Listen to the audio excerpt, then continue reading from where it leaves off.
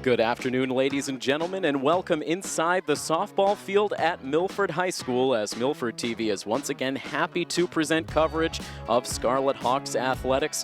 I am Tim Coet, happy to be presenting some Saturday morning softball for you today as the Milford Lady Scarlet Hawks get set to take on last year's Division I state champions in the St. Peter Marian Lady Guardians. What a fun matchup we have for you on this Saturday morning, as Milford has gotten off to just a terrific start. We've continued to chronicle it in our games over the course of the season, but they now stand at 8-1 overall on the season. That one loss coming just under a week ago as they took on their what is becoming a very big rival in the Silver Lake Lady Lakers. It ended up being a 5-2 win for Silver Lake in their home ballpark last Sunday. Milford battled hard, a great effort on the circle out of Allie Atherton, but unfortunately the offense just couldn't muster anything in the late innings against Maddie Baroni. So the first loss on the season for Milford, but they were immediately able to bounce back with more solid victories on the road against Canton this past Monday, then home against Oliver Ames, and on the road against Stoughton just yesterday. So a quick turnaround for the team, less than 24 hours later, back here at home taking on St. Peter Marian. It's been a little bit of a different looking St. Peter Marian team this year. Of course, they rode all the way to an undefeated season and a state championship on the right arm of Erin Gallo, who was the Gatorade Player of the Year last year. And St. Peter Marian winning that state championship over Silver Lake in 2015, but again, graduating a lot of seniors last year, a lot of roster turnover, and also injuries have hit this team hard so far in 2016. They actually came into this matchup with only 9 of their originally slated varsity players active, so they had to dig deep into JV and even freshmen, also even some 8th graders making the call up to the varsity level to field a full team for today. So it is not quite the same team that the St. Peter Marian unit was a year ago, but you can still expect a state champion caliber effort out of the Lady Guardians here this afternoon. So it still should be a fantastic matchup as, again, Milford takes on St. Peter Marian. They're going over the ground rules here, so we will see first pitch in just a few short minutes. We'll be right back with the starting lineups next here on Milford TV. And right back to action now as the Lady Hawks take the field on this Saturday morning, getting set to take on St. Peter Marian. And before we get to the first pitch, let's get to the starting lineups for today's game. We begin with the defending state champion St. Peter Marian Guardians. Their starting lineup looks like this. Leading it off is the center fielder Deidre Gallo. Batting second and playing third base is Inez Herlihy. The first baseman Meg Morin bats third, with Jordan Carnes, the catcher, in the cleanup spot. Mia Corrigula plays shortstop and bats fifth, with Emily Powers, today's starting pitcher, batting sixth. Rosie McGovern plays right field and bats seventh, with Chloe Beal, the left fielder, batting eighth. And in the ninth spot playing second base is Annika Ketchum. And for your 8-1 Milford Lady Scarlet Hawks, their lineup looks like this. Kate Irwin leads it off and plays left field. Emily Pierre Gustavo coming off an absolutely scalding week at the plate. She bats second and plays second base. Maggie Farrell bats third and plays center field in today's game, with Jess Tomaso, the first baseman, in the cleanup spot. Jill Powers plays shortstop and bats fifth, with Maddie Bonvino, the third baseman, batting sixth. Caitlin DeCapua is today's designated player. She bats seventh, with Meg Jakes, the catcher, batting eighth. And in the ninth spot, getting the start today in right field, is Shannon Cormier. And completing her warm-up tosses in the pitcher circle right now is the junior Allie Atherton. Atherton getting the call in this big start against the defending state champs. She also got the call in last Sunday's game against Silver Lake, so she is getting tested with some of the top programs in all of the state of Massachusetts over her last few starts, and she continues to just have a tremendous year in the circle, leading this team. Very good numbers, very good stats coming into the game here today. She talks things over with her infielders before this game gets underway. And Allie Atherton bringing a 1.58 ERA into the game today. This will now be her 6th start on the season. She's made 1 appearance out of relief. She has a record of 4-1. She does have a save in 31 innings pitched coming into today's action. But we are set to go as the leadoff batter for St. Peter Marian steps in on the left side. Deidre Gallo facing the right-handed starter Allie Atherton. The umpires give us the signal, and we are ready to go for softball. Allie Atherton into her windup, and the first pitch is a called strike one. Corner infielders in tight for Milford. Maddie Bonvino at third and Jess Tomaso at first.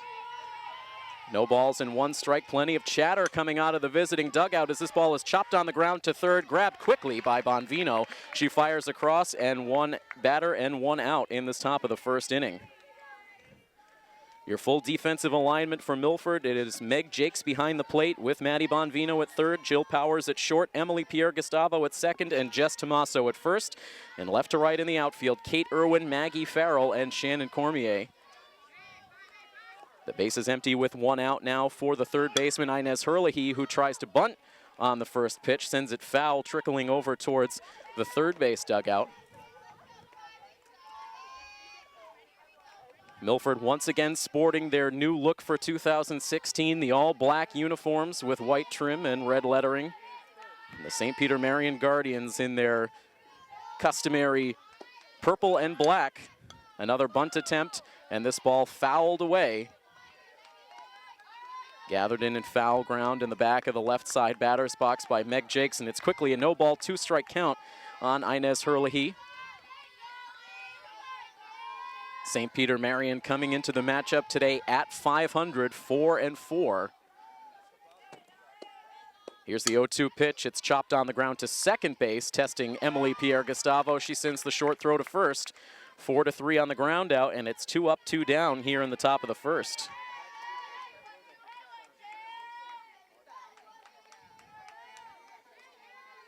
St. Peter Marian under the direction of head coach Kylie Murray, looking at my Hopkinton roster from our last game, head coach Kristen Landers, the head coach for St. Peter Marian.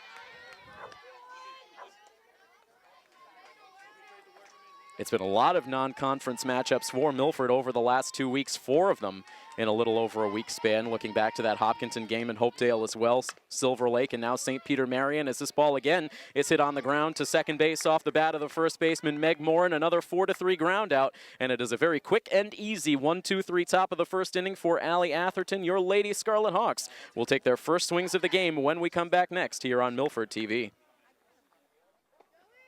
Bottom of the first inning about to get underway from Milford. Kate Irwin, Emily Pierre-Gustavo, and Maggie Farrell, the usual suspects atop this Lady Hawks lineup.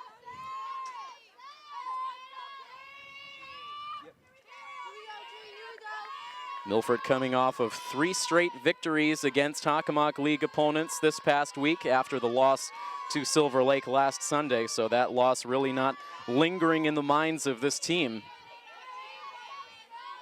Kate Irwin ready to see the first pitch from Emily Powers, and it's in for a called strike 1.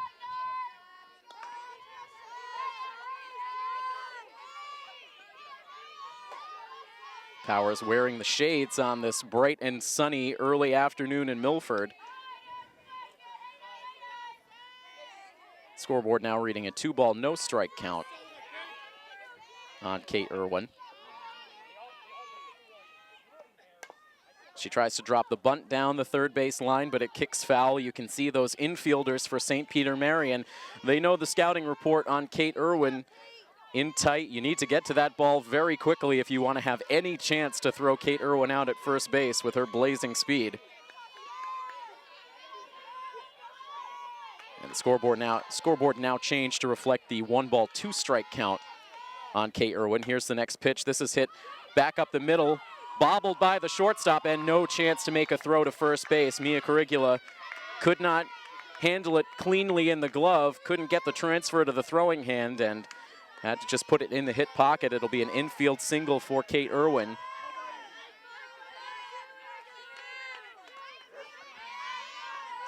Good speed at first base now for Emily Pierre-Gustavo, who takes the first pitch high for ball 1.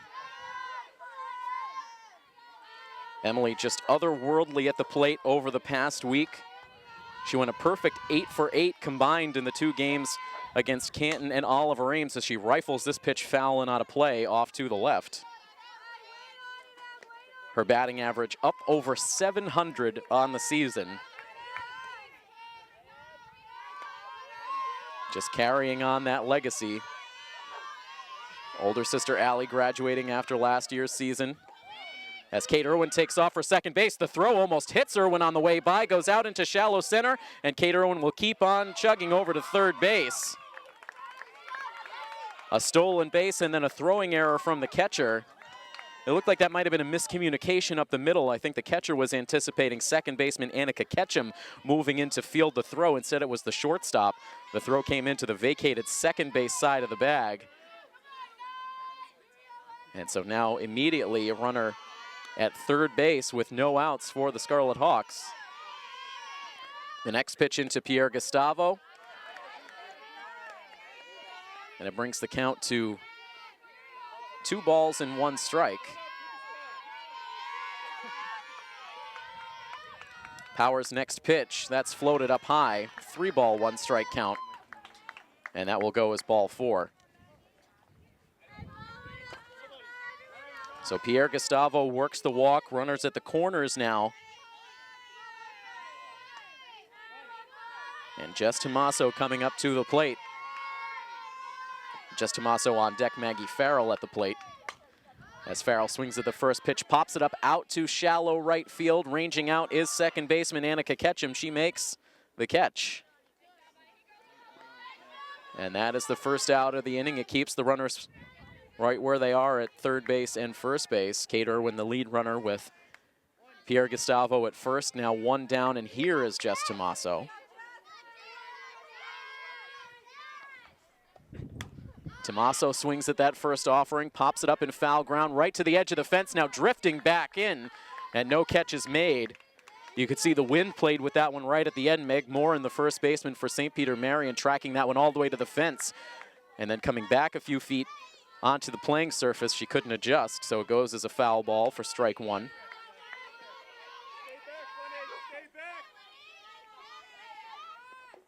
The next pitch in for a called strike. The snap throw from the catcher went to the shortstop, trying to catch the runners off guard.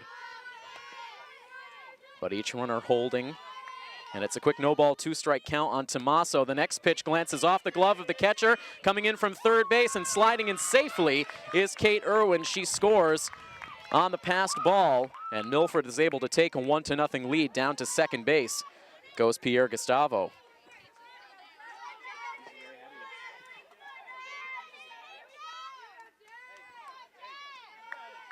So it's a 1-2 count now on Tomaso, a 1-0 lead for the Lady Hawks here in the bottom of the first. The lone runner now at second base as the pitch drops in high. The count even at 2.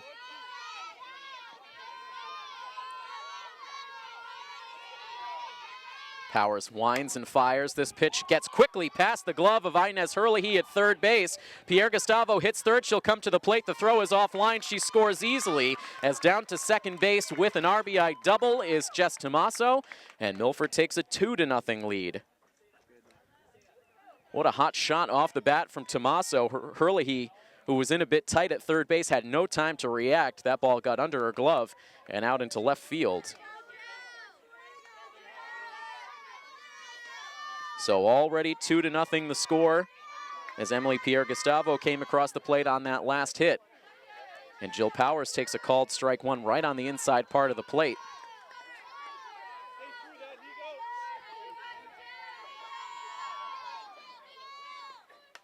And this pitch floated foul up against the backstop.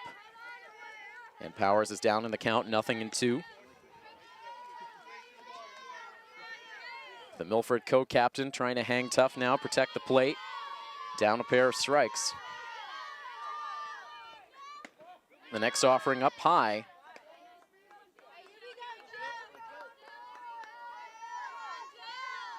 Jill Powers, a .333 batting average on the season.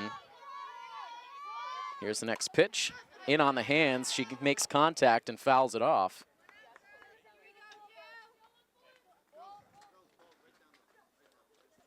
Plenty of fans, as usual, all the way around the softball field taking in this game. Of course, just a picture-perfect early afternoon on a weekend. There's been a lot of great sports going on around the sports complex here at Milford High School with girls lacrosse going on behind us, also tennis taking place. Here's the 1-2 pitch now into Powers, a pop-up in foul ground behind third base, and the catch is secured by Inez Herlihy for out number 2 on the inning. The full defensive alignment for St. Peter Marian. It's Jordan Carness behind the plate, Inez Herlihy at third, Mia Curricula at short, Annika Ketchum at second, and Meg Morin at first. Left to right in the outfield, Chloe Beeland, Deidre Gallo, and Rosie McGovern. Maddie Bonvino, now the sixth batter to come to the plate in this bottom of the first inning. Milford scoring a pair of runs. They have Jess Tomaso in scoring position at second. Maddie Bonvino, the sophomore, just continues to force her way into the starting lineup with a terrific start to this 2016 season.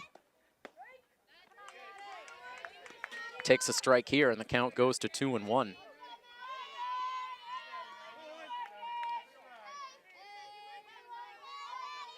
Caitlin DeCapua would be next if we get there. Right now, Maddie Bonvino sends it on the ground to short. A good throw from Curricula gets there in time for the out that retires the side. But a couple of runs cross the plate for Milford in the first inning, and after one, the Lady Hawks take a 2-0 lead over St. Peter Marian here on coverage of Scarlet Hawks Athletics on Milford TV. Top of inning number 2, Milford with 2 runs on the scoreboard after the first inning of play. They lead it 2-0 over the Lady Guardians.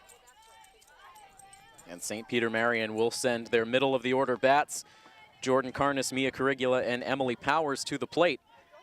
In this top of the second inning, Allie Atherton making quick work of the St. Peter Marian offense in the first. 3 groundouts. So completing that first inning on a low pitch count. A little bit of delay before we get this inning going. Looked like maybe some sort of equipment issue with the catcher's mask for Meg Jakes. Looks to have everything sorted out now as she steps behind the plate. And digging in the box is Jordan Carness, the St. Peter Marian catcher, in on the right side. And Atherton's first pitch of the inning, a fastball that just hugs the outside corner. Nice job framing that pitch by Meg Jakes. Held it there just for a moment and got the strike call. Here's the 0-1 now, a high pitch chased by Carness, and she goes down in an 0-2 hole.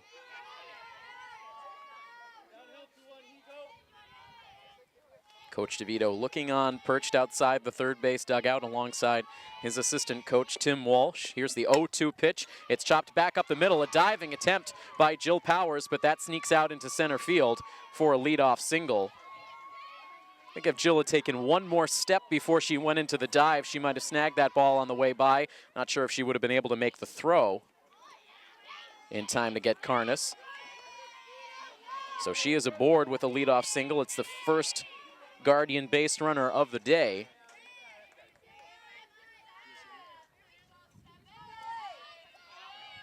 The offense has been there through the early games of the season for St. Peter Marian. It's been the pitching that has not quite been where they hoped it would be. Mia Curricula looking to bunt on that first pitch from Atherton. She fouls it away for strike 1.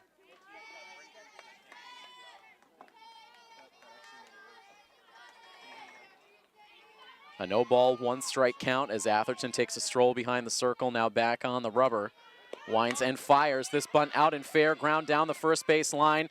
The play made by Tomaso. She gets the out at first base, and the throw down to second catches Jordan Carness off the bag, and it ends up going as a double play. Terrific play all the way around the Milford infield. Jess Tomaso taking charge of that bunt. Emily Pierre-Gustavo moving over to first base to complete the out. Then she throws down to Powers at second to double up the runner. Terrific play by the Milford infield, and the bases are empty now with 2 down.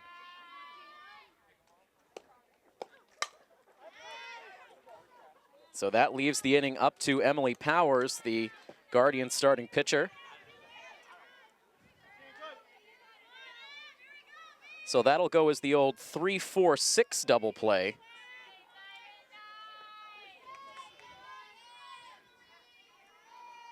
A no ball, 1 strike count on Powers, and now timeout is called.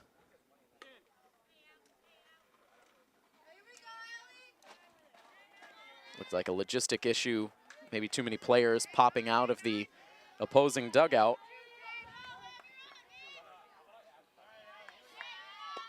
Atherton's 0-1 pitch. That hits the outside edge, and it's a no ball, 2-strike count. 2 outs and the base is empty.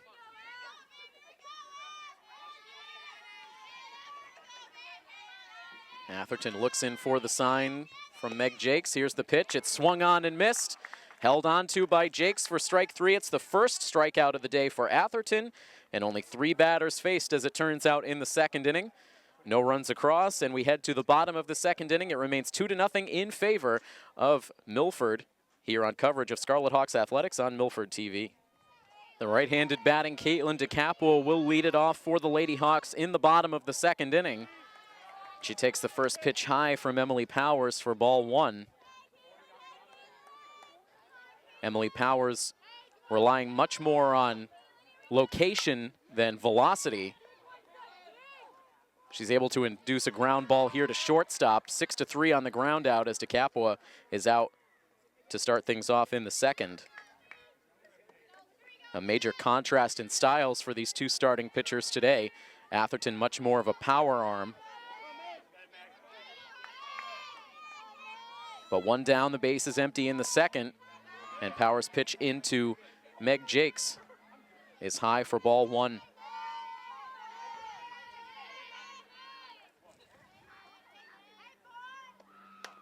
This pitch hit on the ground foul, just wide of third base.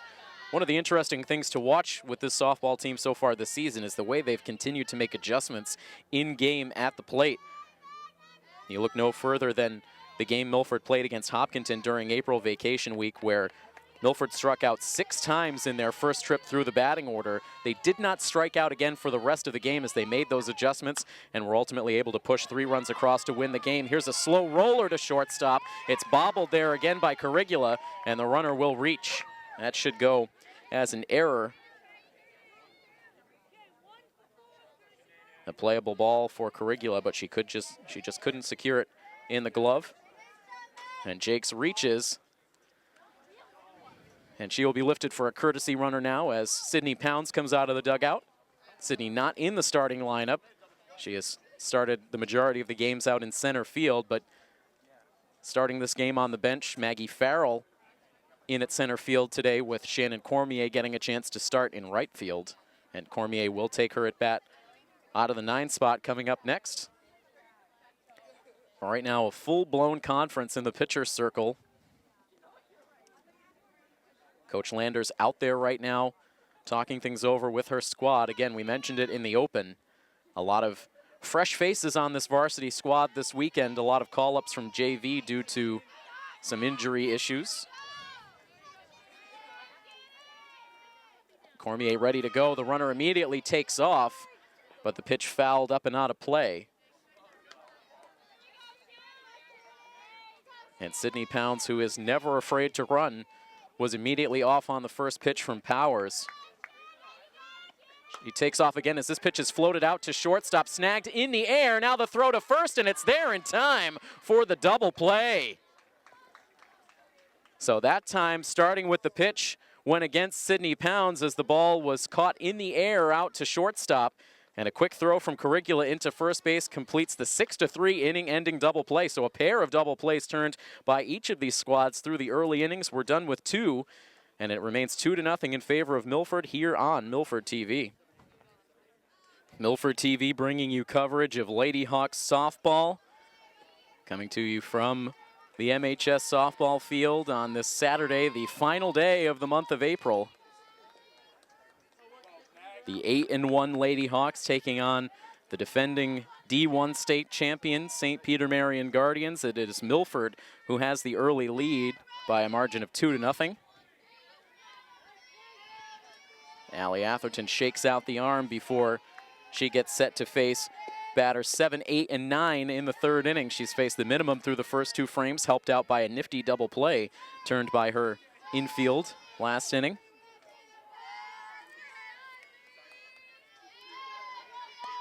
About to deal in a 1-0 pitch to Rosie McGovern, and that hits the strike zone to even up the count.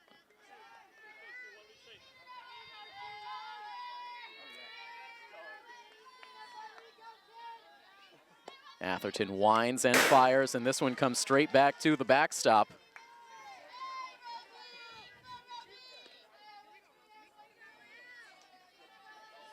Always a nice wake-up call for our in-game director, Tim Rosidi, when those line drives come to the backstop. And it's a 1-ball, 2-strike count now on McGovern.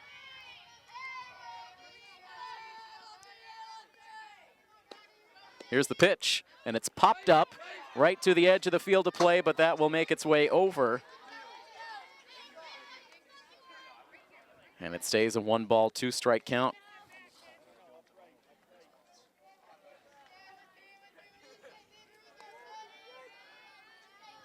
St. Peter Marian playing out of the Central Massachusetts League,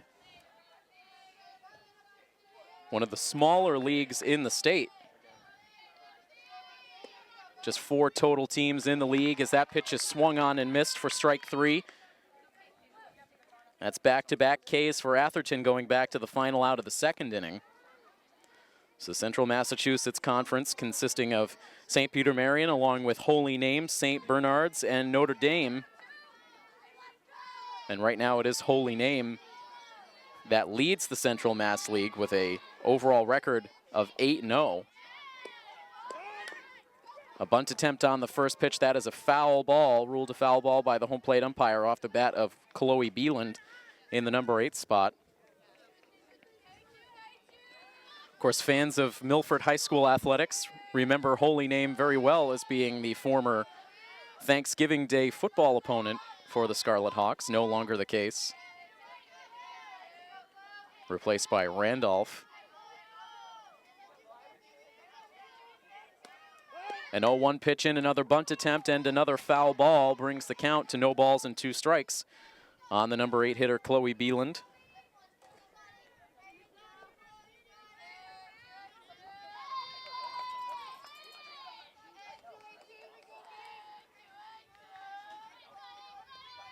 Allie Atherton slaps that ball a couple of times into the mitt before she retakes the pitching rubber. Here's her 0-2 pitch, and that is in for a called strike 3. 2 strikeouts so far in the inning, 3 overall in the game. And that brings us down to the 9 spot in the Guardian batting order. Annika Ketchum, the starting second baseman.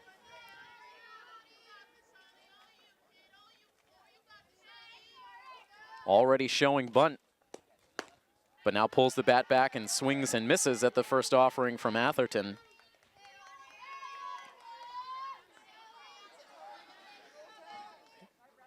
Appearing that Allie Atherton is settling into that dominant middle inning groove that we see so often out of her.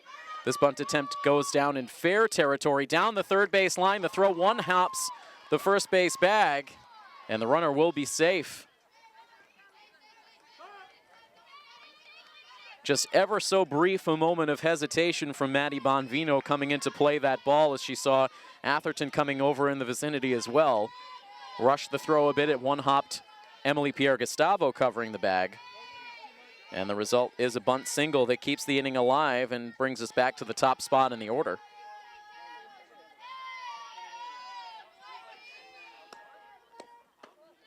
The first pitch up high. Deidre Gallo taking her second at bat of the day. She grounded out to third base her first time up.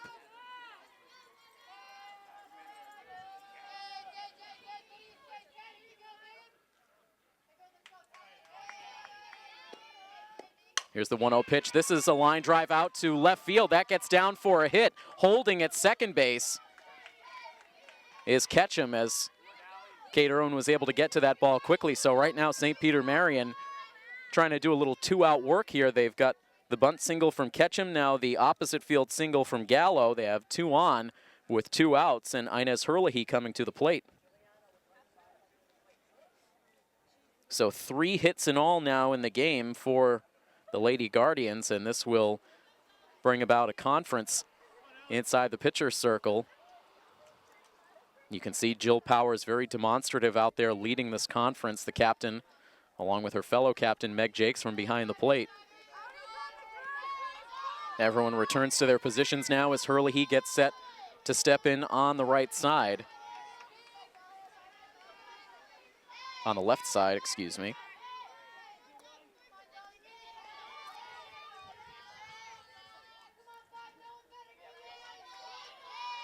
Here's Atherton's first pitch, and that is a swing and a miss for strike one.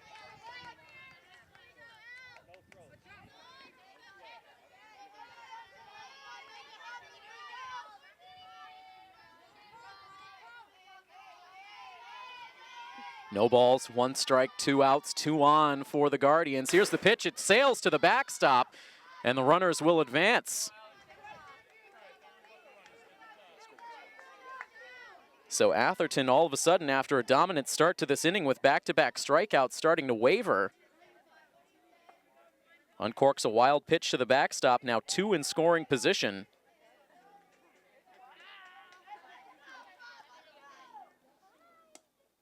And right now the home plate umpire with a couple of quick comments for Coach DeVito. And now Coach DeVito will talk things over with the infield umpire. Not quite sure what the discussion is surrounding.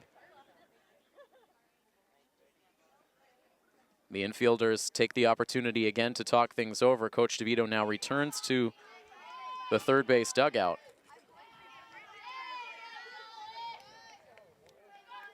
It's a 1-ball, 1-strike count. The tying runs in scoring position for St. Peter Marian here in the top of the third.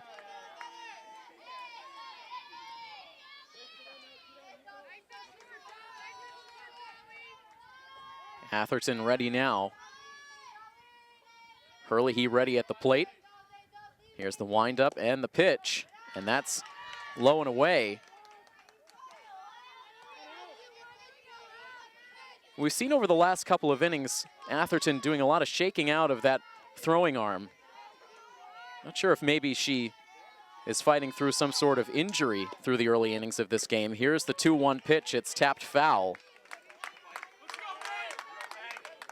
We saw after she came out of the circle completing the second inning, she did have a conversation with Coach DeVito before going into the dugout, so we'll monitor that closely as we continue to go forward in this game. The last thing Coach DeVito wants is for Atherton pitching through an injury here early on in the season. He wants her healthy.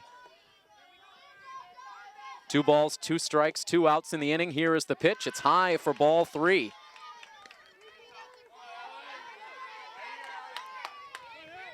So a big pitch coming up here. A full count on the batter, Inez Hurley, batting with the tying runs in scoring position with 2 down in the third. The runners perched at their positions. Here's the payoff pitch, and it is lined to the backstop.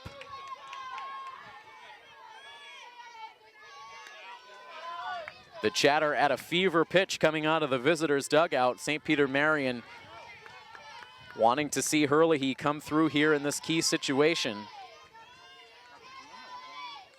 Again, a 3-ball, 2-strike count on the batter. Here's the pitch, and it is high for ball 4, and the bases are now loaded.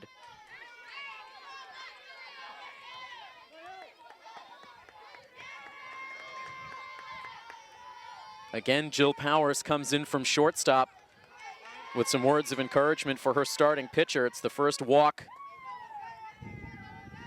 of the game for Atherton. And now Coach DeVito will come out to the circle. So you can really just sense here that something is not right with Allie Atherton physically in this inning. He wants to get the honest assessment out of his starter if she is okay to continue.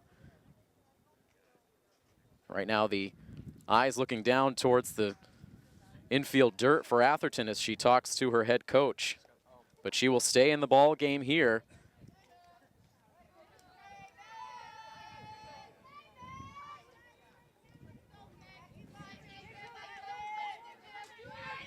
This 2-out rally getting started with a bunt single.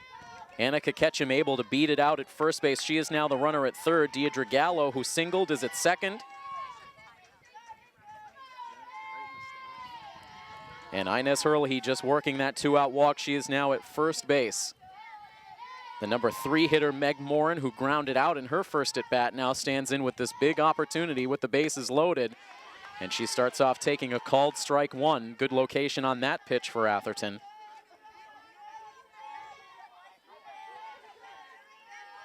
A very light breeze blowing from left to right across the softball field here in Milford as this ball is in the dirt. Nice stop by Jakes. And the count evens at a ball and a strike. Atherton digging deep in this inning. A light pitch count through the first two frames, but much harder work here in the top of the third. Milford hanging on to a 2-0 lead. Here's the 1-1 pitch, and it's sent on a line foul off into the parking lot, and that had the thud of hitting a vehicle out there in the parking lot. That is a full parking lot here today with all of the athletics going on this Saturday morning, so someone will have a present waiting for them when they get back to their vehicle. It's a 1-ball, 2-strike count now on Morin. Can Atherton finish off the batter? Here's the 1-2 pitch. It's a tapper right in front of the plate and ruled a foul ball. The home plate umpire taking a long time to rule, but judging that to be a foul ball. Megan Jakes had reeled it in and tapped the plate. But a foul ball, it stays a 1-2 count. Meg Morin, the righty batter. Back in the box, ready to go. The next pitch from Atherton. This is a tapper past the glove of the first baseman. Now a foot race to the bag for Emily Pierre-Gustavo. She can't get there in time. Now the throw to the plate gets there in time to record the out on Deidre Gallo to end the inning. One run did score. As coming in from third base was Annika Ketchum, but St. Peter Marian trying to get a little greedy there, and a nice throw from Emily Pierre-Gustavo cuts down the potential tying run at the plate. So St. Peter Marian does come through with one, but Milford will exit the frame with the lead still intact. It's now 2-1 in favor of the Lady Hawks as we head to the bottom of the third inning next here on Milford TV. A lot of activity in that top half of the third inning as St. Peter Marian loaded the bases with 2 outs, then getting the infield single out of Meg Morin to bring 1 run across, but Emily Pierre-Gustavo with a heads-up throw to the plate, cutting down the would-be tying run. So it is now a 2-1 ball game. Milford in front as they bat in the home half of the third. They bring the top of the order to the plate in this third inning. Kate Irwin looks at ball 1.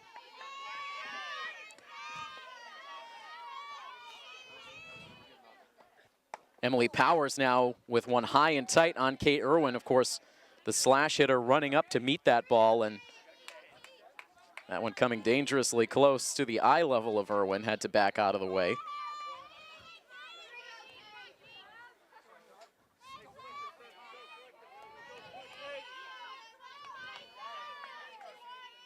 Here's the 2-0 pitch now. That time taken for a called strike.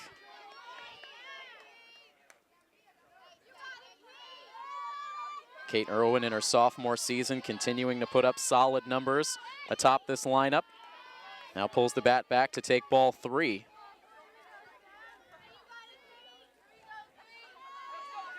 Kate Irwin batting an even .500. About to see a 3-1 pitch. That's on the corner for a called strike 2.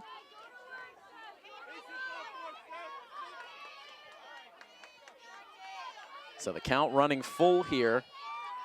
Powers shakes off the first sign from her catcher, now deals to the plate. This is a bounding ball that goes right back up the middle for a single. Snuck past the glove of Emily Powers in the circle, out into center field, and Kate Irwin is on base now for the second time today. An infield single in the first, now a single out to center. Gets things started in the bottom of the third. And now here is Emily Pierre-Gustavo, who walked and scored a run in the first inning. She is hit by a pitch on the first offering from Powers.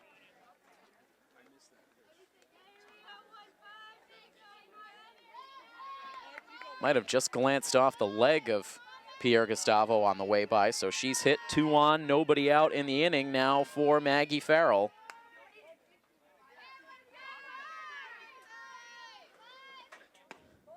And she takes the first pitch in tight for ball 1.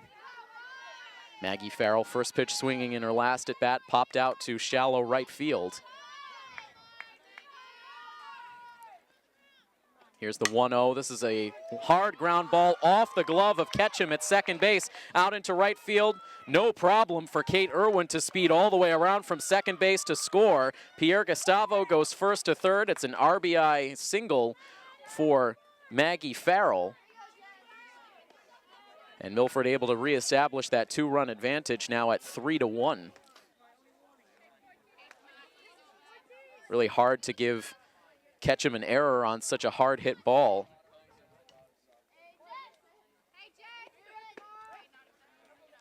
Called strike tossed into Jess Tomaso, and again we see that snap throw to the shortstop, just trying to test those runners at the corners.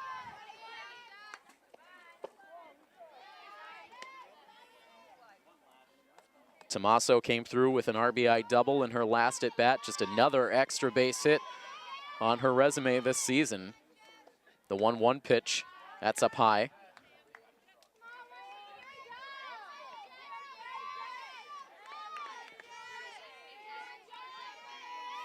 Pierre Gustavo at third, Farrell at first. The pitch in for a called strike 2.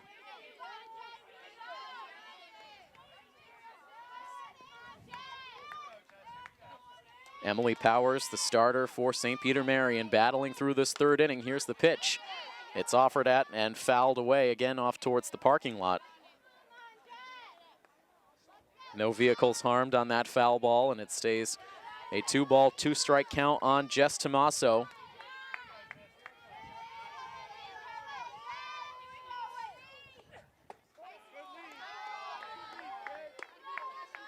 Tomaso with 14 runs batted in on the season, which, believe it or not, only puts her in third position in that category for the softball team.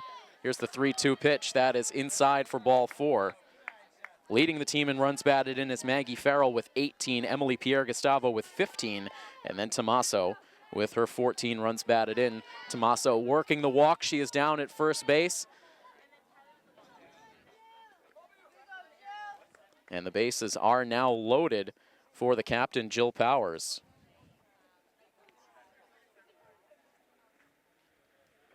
So right now, the first 4 straight batters have reached for Milford in this third inning. Irwin with the single, the hit by pitch to Pierre Gustavo, the single for Maggie Farrell that drove in a run, and now the walk for Tomaso.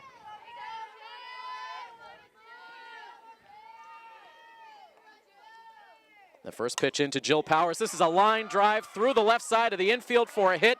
Into score comes Pierre Gustavo. The throw in from the outfield is airmailed. It's gathered in by the catcher. Only 1 run comes in. Coach DeVito playing it conservatively with no outs in the inning. So a ringing RBI single for Jill Powers. Drives home Emily Pierre Gustavo. Everyone else moves up a base. Now Farrell at third, Tomaso at second, with Powers at first. And Maddie Bonvino takes a called strike 1 to open her at bat. 0 for 1 so far on the day. Here's the next pitch. Chopped foul off to the left.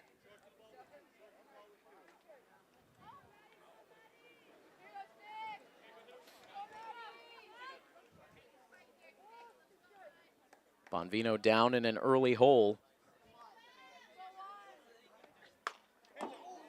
And that one just scalded right into the third base dugout, sneaking up over that chain link. There's only about a foot of space between the chain link and the top of the dugout, and that ball found its way in, scattering the Lady Hawks on the bench. It stays a no-ball, 2-strike count on Maddie Bonvino. Here's the pitch, and that is outside.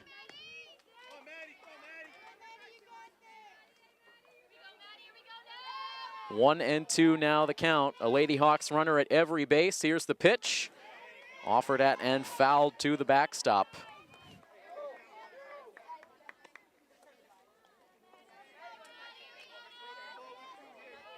Maddie prolonging this at bat, looking for a pitch she can drive to the outfield. The next offering, that is swung on and missed for strike 3. That's the first strikeout in the game for Emily Powers. It comes at a good time. A strikeout with the bases loaded, now 1 out in the inning, but still a long way to go in this frame. Caitlin DeCapua due up next. She grounded out to shortstop her first time up.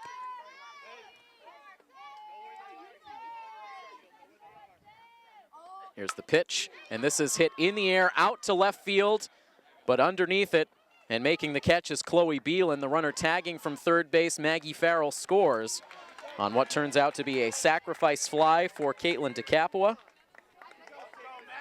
And Milford now is able to take a 5-1 lead.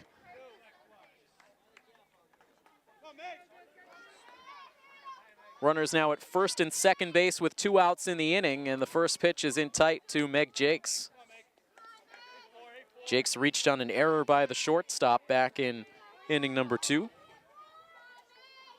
We are in the bottom of the third inning as Jakes sends one on the ground right behind Coach DeVito in the third base coach's area.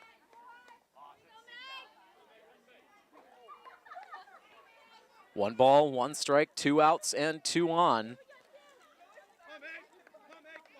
Tommaso at second with Powers at first.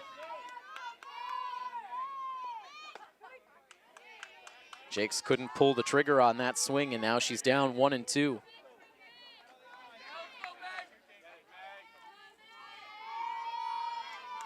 Jakes is ready, Powers is ready. Here's the pitch, up and away, and Jakes would not chase. Shannon Cormier hoping for a chance to bat in this inning. Megan Jakes, the 8th batter to come to the plate in this third inning. Here she sends a high fly ball, foul and out of play, off to the left.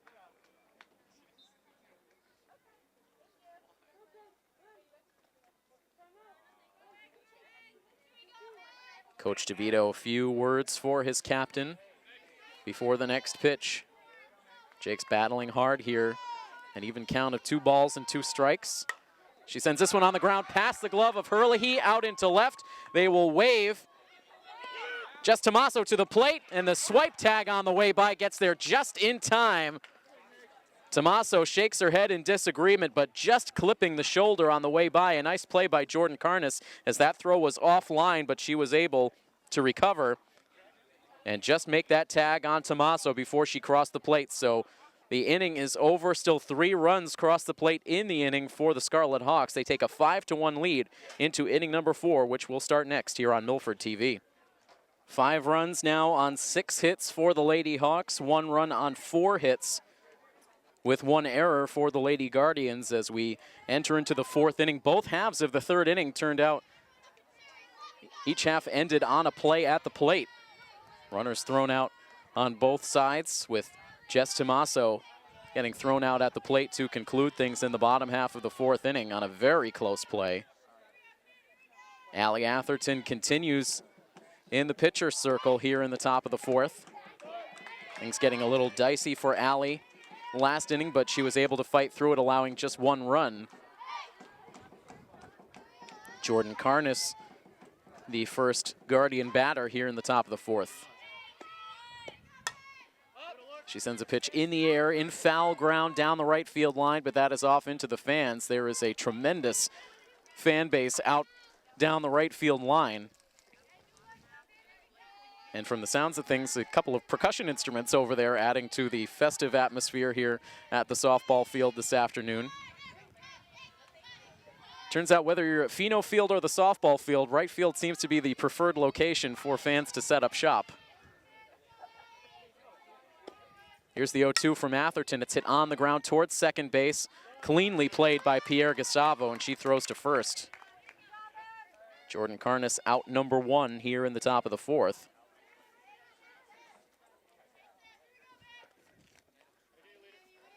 St. Peter Marian with a good opportunity last inning with the bases loaded. They did get 1 run. That was all it turned out to be for the Guardian offense. Mia Corrigula now batting with the bases empty and 1 down. She fouls the first pitch she sees up and out of play.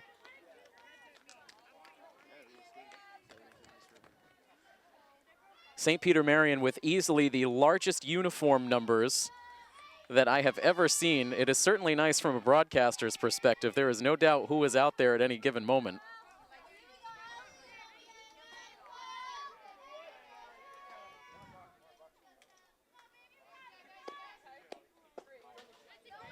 That pitch inside and low evens the count at 1-1. Mia Corrigula bounced into a 3-4-6 double play back in the second inning. Another outstanding play by the solid Milford infield. A swing and a miss here brings the count to 1-2.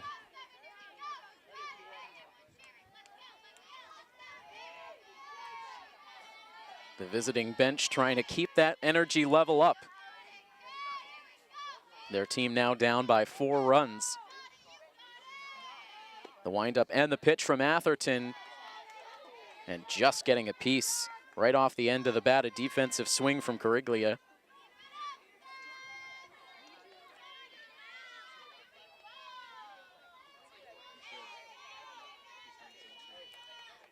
One ball, 2 strikes, 1 out. The bases are empty.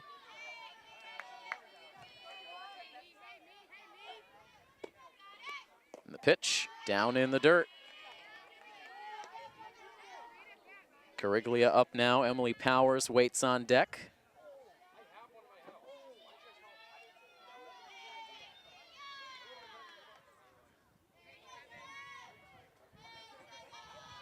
Atherton nods her approval to the sign. Here's the pitch.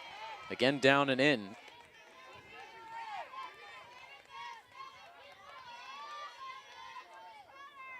We saw 3 straight strikeouts out of Allie Atherton from the second inning into the first 2 at-bats of the third.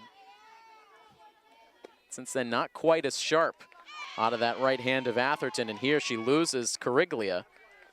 She was ahead 1-2, but Corriglia ends up working the 1-out walk.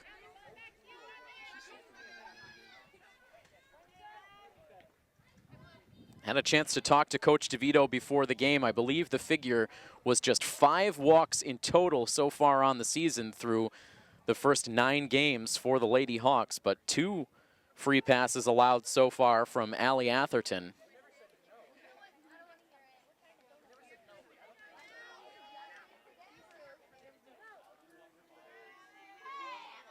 She pitches now with Corriglia at first base, and now about to face her counterpart, Emily Powers.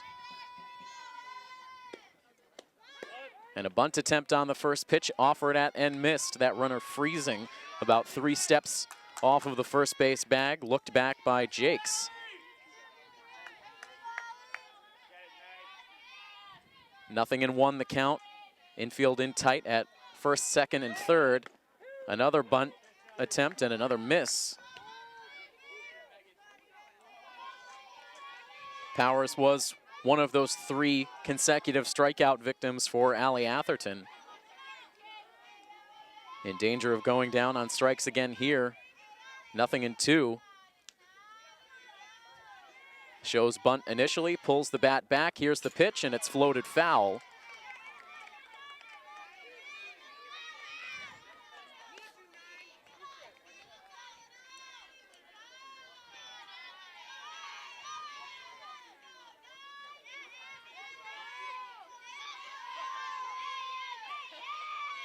Plenty of cheering coming out of both dugouts now. Here's the 0-2 pitch again from Atherton. This is floated out to second base, just past the glove of Emily Pierre-Gustavo. A quick throw in to second base from Cormier. It's not in time. Keeping that tag down is Jill Powers, just for good measure. And it appears that the runner now at second base, slow to get up, an injury. As Coach DeVito quickly comes in, or Coach DeVito in a few steps from the third base dugout, the third base coach for St. Peter Marian checking in on the players. So we will have a quick injury timeout here, 1 out deep in the top of the 4th inning. More coming up next here on Milford TV. Back to action now. It appears that the runner at second base, all right, Mia Corriglia. She remains at second base. Coach Landers back in the third base coach's box. We're set to continue now. 2 on with 1 out. And Rosie McGovern, the right fielder, now at the dish. She immediately shows bunt, sends it foul. There is a courtesy runner out for the trail runner. Jenna Krikorian running for Emily Powers at first. Mia Corriglia, despite getting shaken up, remains the lead runner at second.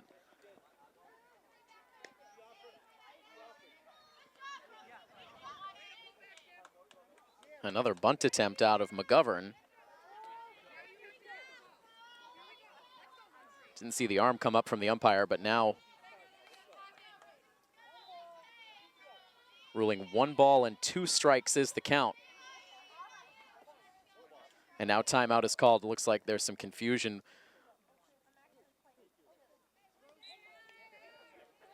The home plate umpire referring now to the infield umpire. It is an 0-2 count. Back on the same page. No balls, 2 strikes, 1 out, and 2 on. McGovern bounces this one slowly out to first base. Tommaso will swipe the tag on the runner on the way by. She will get the out there, an effective out for McGovern, as she does move both runners into scoring position. Corriglia up to third. Krikorian down to second. So a sacrifice bunt. And so another 2-out jam for Allie Atherton. Runners at second and third, 2 down for the left fielder, Chloe Beeland. Here's the first pitch. In on the hands, this one sent foul.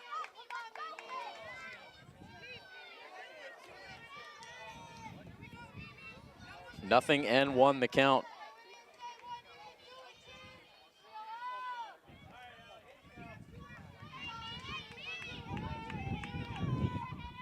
Coach Landers communicating with the base runners before the next pitch, which is swung on and missed.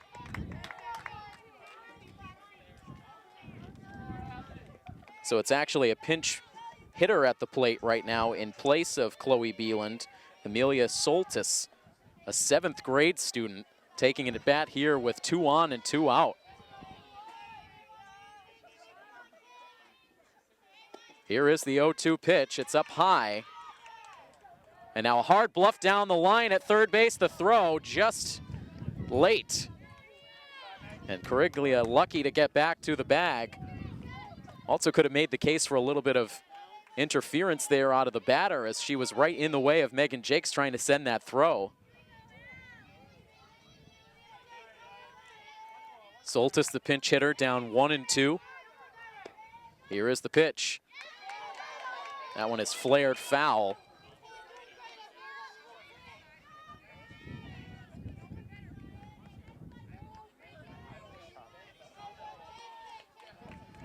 Two balls and 2 strikes. That is the count on the scoreboard.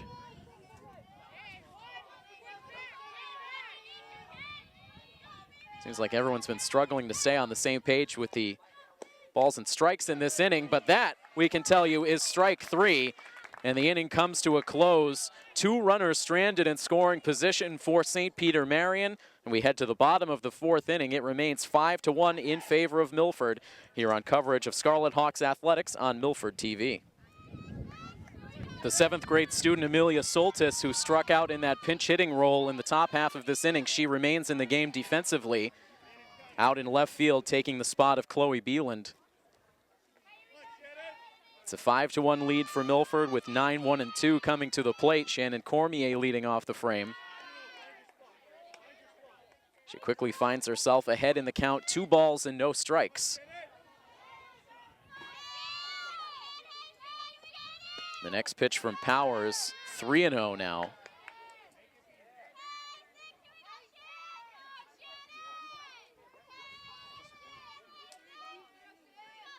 Here comes the 3-0 pitch, and it's offered at and lined out into left center field for a hit. This is going to roll towards the fence and be extra bases for Cormier. She will stop at second base. Now the throw comes in errant to the infield, and advancing to third is Cormier. Good heads-up base running from Shannon Cormier. She could see that throw come in offline. She took advantage of it and got herself to third base, so she'll be credited with a leadoff double. The throwing error gets her to third.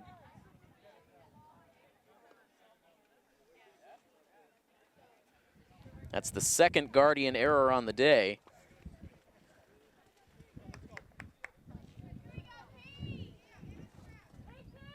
So another potential run quickly to third base after the first at bat of this bottom of the fourth inning, and we go right back to the top spot in Kate Irwin. 2 for 2 with a pair of singles.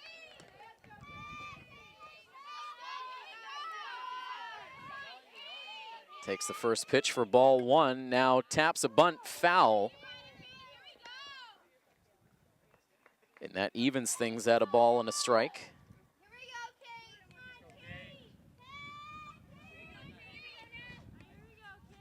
Good fan support all the way around for the Lady Hawks.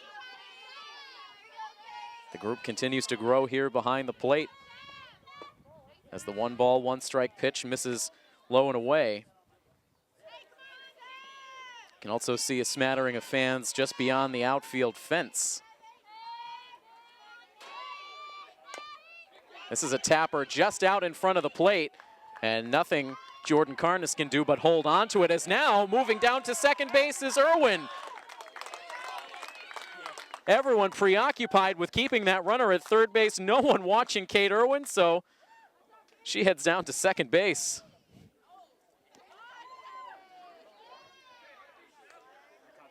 You cannot fall asleep on this Lady Hawks team. They will immediately take advantage.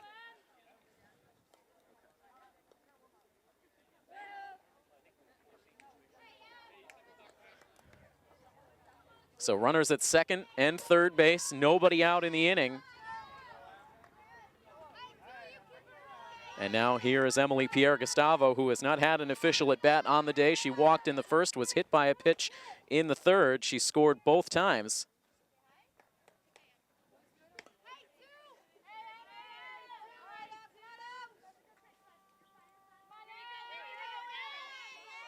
It looks like no pitch on that last throw as this pitch is hit high in the air out to left field. Will it stay fair? It is over the fence, but a foul ball. Absolutely hammered by Emily Pierre-Gustavo, but just to the left of the foul pole. Home run distance and then some for Pierre-Gustavo, but just could not keep it fair.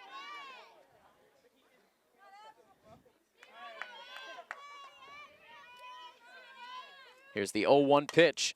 This is hit softly out to second base. It's going to drop in. The throw to first is not in time.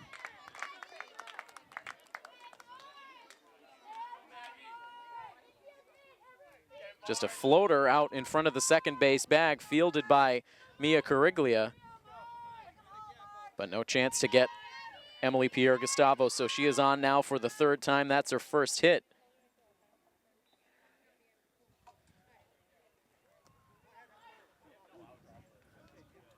The bases are loaded with nobody out now for Milford, and some dangerous bats coming to the plate next in Maggie Farrell and Jess Tomaso, so big time trouble for St. Peter Marian.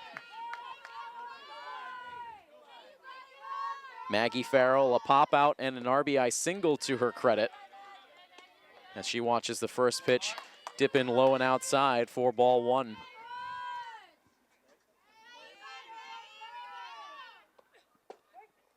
Takes a look at that pitch that just hits the outside part of the plate. 1 ball and 1 strike.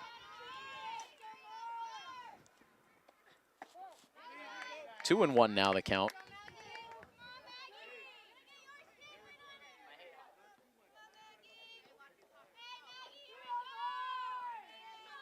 The next offering from Powers, that's in for a called strike 2.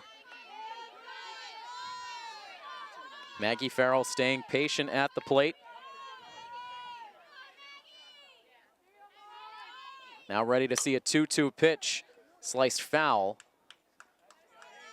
Right in between the on-deck area and the third base coach.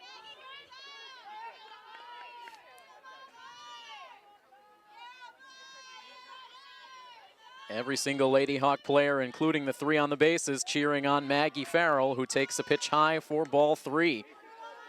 So gut check time for Emily Powers.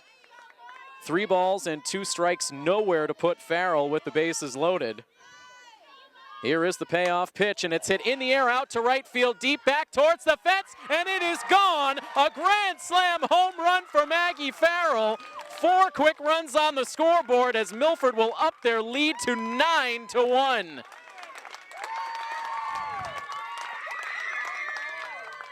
Everyone out to congratulate Farrell. A line drive that got out of here in a hurry. Not terribly high for Farrell, but again, just a line shot over the right field fence. And a big 9-1 lead now as Milford has broken it open in the 4th.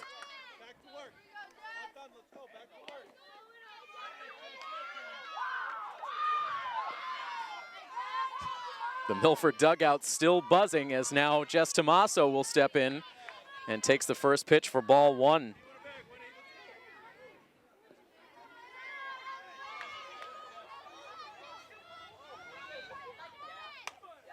And now swinging at the 1-0 and popping it up is Tomaso out to shortstop where Cariglia will make the catch.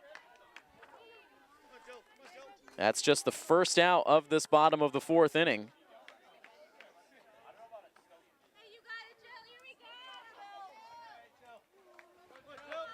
Bases empty with 1 down now for Jill Powers, who is 1 for 2 with an RBI. She swings at the first pitch, taps it foul.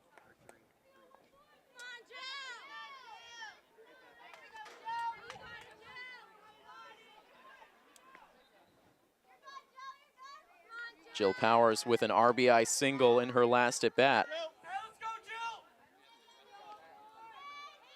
Here's the 0-1.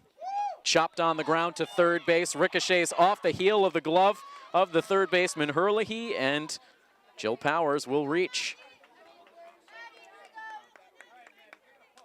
Can see frustration over there on the part of Inez Herlihy, just unable to make the play.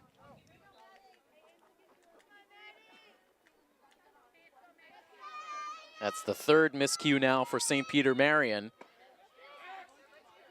Now the pitch in to Maddie Bonvino misses. Snap throw to first sends Powers diving back in safely to the first base bag. Bonvino 0 for 2.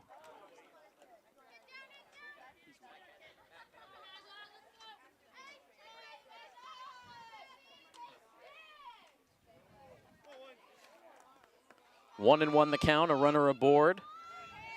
4 runs home so far in this inning for Milford, all coming on 1 swing of the bat. Bonvino lifts it in the air, foul in front, and in fact over the first base dugout. That one hanging up in the air just long enough to ricochet off the roof of the Milford dugout.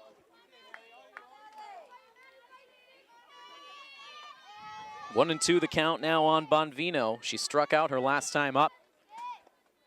The pitch really taking something off that pitch. It was wide for a ball. The snap throw to first base eluded the glove of Meg Morin, but no advance for Powers. No reason to try it with the 8-run lead. Here comes a 2-2 pitch. And that must have grabbed a piece of Bonvino on the way by, as she will take first base.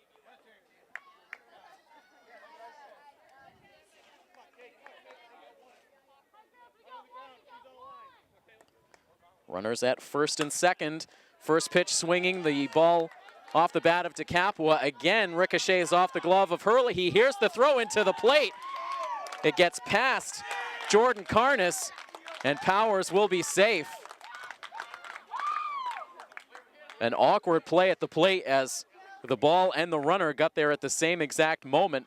Hard contact between Powers and the catcher Karnas, but the ball ended up rolling to the backstop. Powers able to get back, right back up and head to the dugout, scoring the 10th Milford run.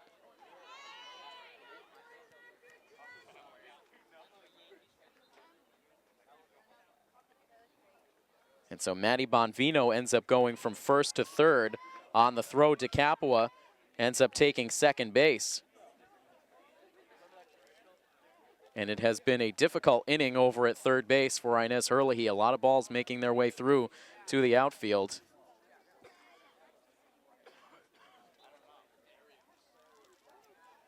And after the conference on the mound,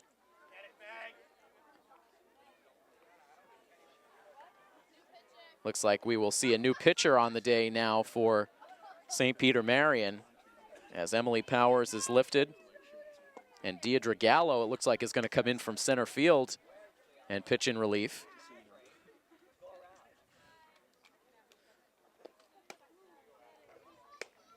So she'll make some warm-up tosses. We will step aside for the pitching change. More to come from the Milford softball field next here on Milford TV. Emily Powers only able to go the first 3 1/3 innings in the circle for St. Peter Marian. She is replaced now by Deidre Gallo.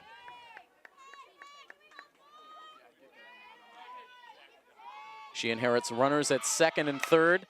And Meg Jakes at the plate. She sends a ground ball up the middle for a hit. Bonvino comes in to score. Right behind her comes Caitlin DeCapua. She will score. A 2-run single for Megan Jakes, the 9th batter to come to the plate in this 4th inning. And the Lady Hawks now able to take a 12-1 lead. And again, Sydney Pounds will come out as the courtesy runner for Jakes. The second hit of the afternoon for Meg Jakes. This one brings in 2 runs.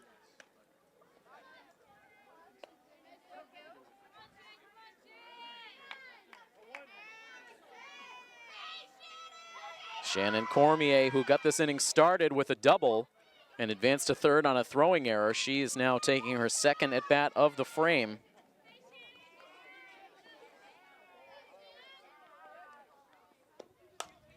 She lofts a pitch out to third base. The catch made there by Herlihy.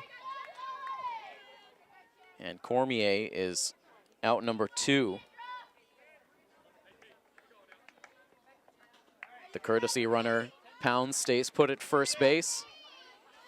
And now here is Kate Irwin. She now has 4 at-bats in the first 4 innings of this game. Takes the first pitch for a called strike. Same result each time Kate Irwin has come to the plate in her previous 3 trips, all singles. Takes a pitch high here for a ball. Snap throw not in time at first.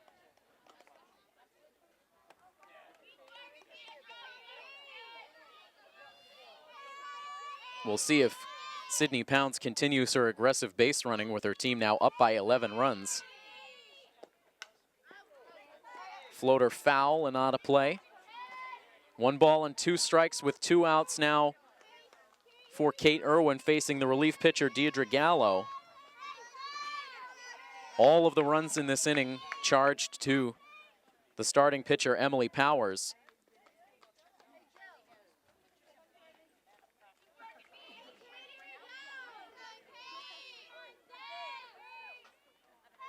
Here is the 1-2 pitch. It is waved at and missed for strike 3. A strikeout for Deidre Gallo finally ends things here in the bottom of the 4th inning, but not before 11 batters come to the plate. 7 of them come around to score. And it is a one-sided figure on the scoreboard now. Milford out in front 12-1 over the defending state champs here on coverage of Scarlet Hawks Athletics on Milford TV. It looks like just a single defensive change from Milford as we enter into the top of the 5th. Sydney Pounds now into the game defensively. She takes over in center field. Shannon Cormier remains in right, so Maggie Farrell out of the ball game now. Gets the rest of the game off after coming through with a grand slam in the bottom half of the 4th inning. Part of a 7-run rally that has Milford in the driver's seat now, up 12-1. Atherton back out in the circle.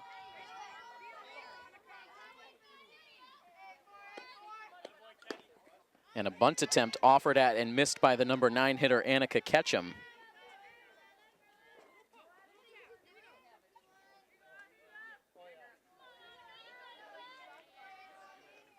0-2 the count. Ketchum followed by Deidre Gallo and Inez Herlihy here in the top of the 5th. And she takes a called strike 3 on the corner. She knew it immediately.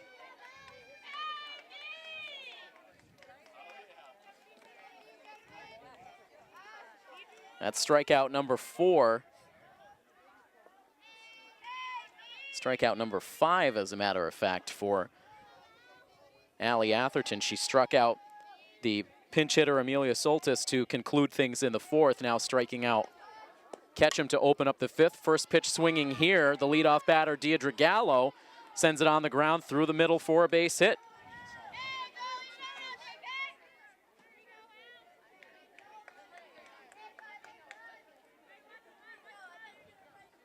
That's the second hit now for Deidre Gallo. She singled in her last at-bat and was thrown out trying to score on that infield hit by Meg Morin. So a 1-out base runner, and now a bunt attempt out of Herlihy. Quick fielding that ball by Maddie Bonvino, but now the runner safe at first base. The throw one-hopped the first base bag.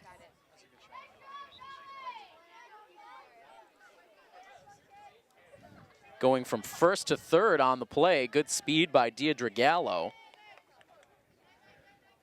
She gets in there safely, and so now that puts the runners at the corners with 1 out for Meg Morin. A lot of infield hits on both sides in this game.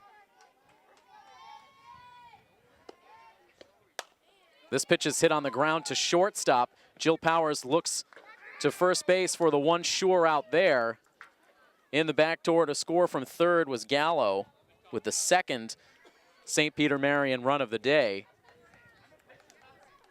A lot of options for Jill Powers on that ball. If it had been hit a little bit harder, she may have tried for the throw to home or possibly to start the double play, but instead just took the sure out at first base with the big lead.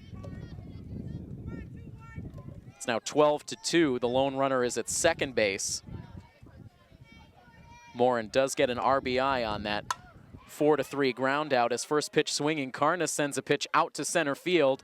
Tested for the first time defensively as Sydney Pounce. She's able to make the catch, a little wobbly there in the glove, but she hangs on for the out that ends the inning. 1 run in the frame for St. Peter Marian. We head to the bottom of the 5th, and it is a 12-2 lead for the Lady Hawks here on Milford TV. Milford with 12 runs on 12 hits. They have not committed an error. They come to the plate here in the bottom of the 5th, bringing batters 2, 3, and 4. St. Peter Marian on the other side, 2 runs on 7 hits. They have 3 errors on the day. As we are in the bottom of the 5th inning from Milford. A ball and a strike on Emily Pierre Gustavo, who has walked, been hit by a pitch, reached on an infield single. She has scored 3 runs in the game. A big swing on the 1-1 pitch, but comes up empty.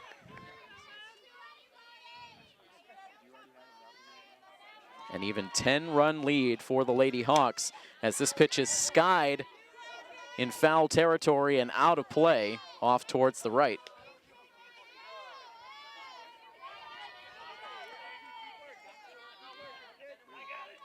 A bright sky overhead, very little cloud cover. It is just a perfect spring day for softball. As the pitch from the relief pitcher, Deidre Gallo, skips to the backstop, evening the count at 2-2.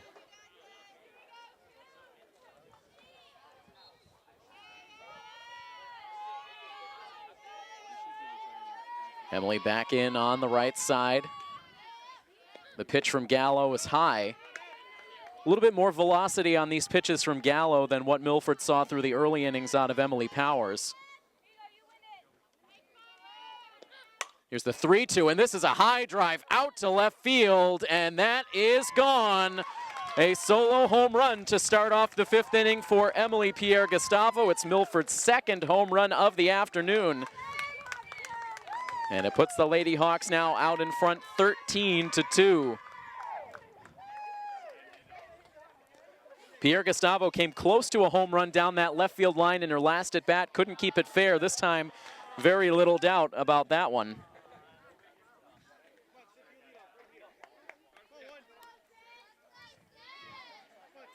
Quite a bit of power in this Lady Hawks lineup. And now Sydney Pounds, who came on defensively in the top half of this inning, will now bat in the number 3 spot, replacing Maggie Farrell, who, oh, by the way, hit a grand slam in her last at bat. 2 hits and 5 runs batted in total on the day for Maggie Farrell. Not a bad day at the plate. Home plate umpire now out to talk to Deidre Gallo. It has seemed as though she's gone to rush a couple of pitches to the plate since she's been in, and now the home plate umpire relaying that message both to the pitcher and now to the head coach.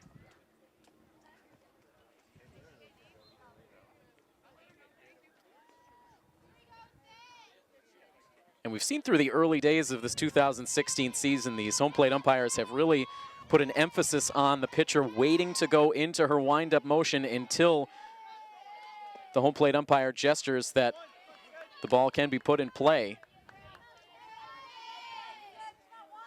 Earlier in this game, a quick pitch ruled against the starter Emily Powers. But Gallo now dealing to a 1-ball, 1-strike count on the pinch hitter, Sydney Pounds.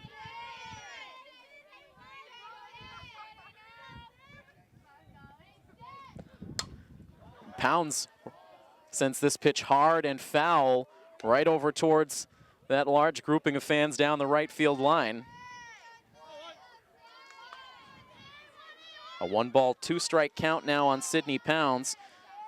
The batting average right up around the 400 mark. 385 to be exact coming into the game today, but a swing and a miss. She goes down on strikes here.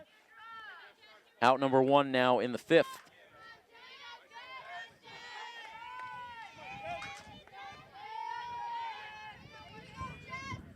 One down, and now here is Jess Tomaso. Takes a look at a pitch low for ball 1. Jess so far in the game doubled and drove in a run in her first at bat, walked in the 3rd, and popped out to the shortstop in her last at bat.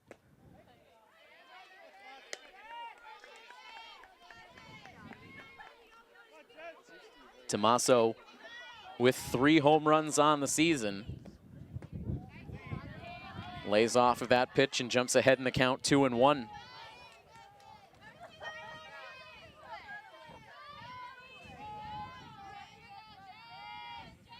Gallo's next pitch, taken high.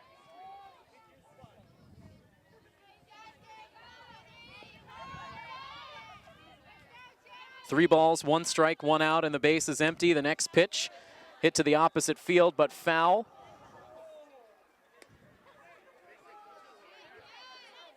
Every time the ball is hit foul off towards the parking lot, you hear the oohs and ahs, hoping it's not your vehicle in the line of fire. A payoff pitch, and it's outside for ball 4.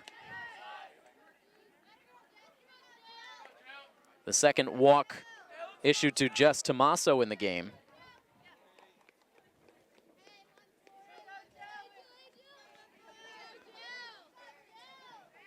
Three walks in total for St. Peter Marian pitching, the first 2 issued by Emily Powers.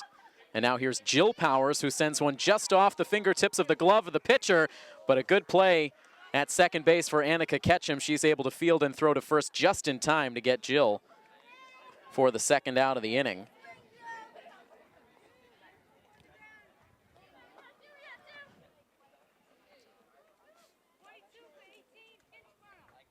We'll have a courtesy runner now with 2 down. Jess Tomaso initially running for herself, but now lifted for a courtesy runner as Antonia Bonina takes over at second base.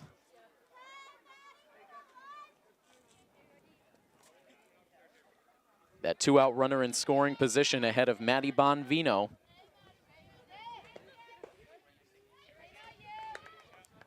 Maddie reached on a hit by pitch in her last at bat. She is officially 0 for 2 on the afternoon. Takes the first pitch for strike 1 here. And this one bounced in. Good couple of feet in front of the plate.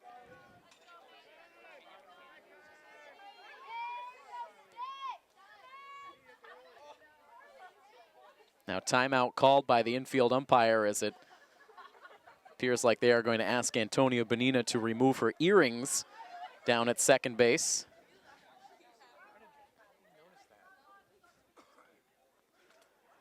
Coach DeVito comes out to guard the jewelry of the pinch runner, keeping things very official here at the field right to the very end.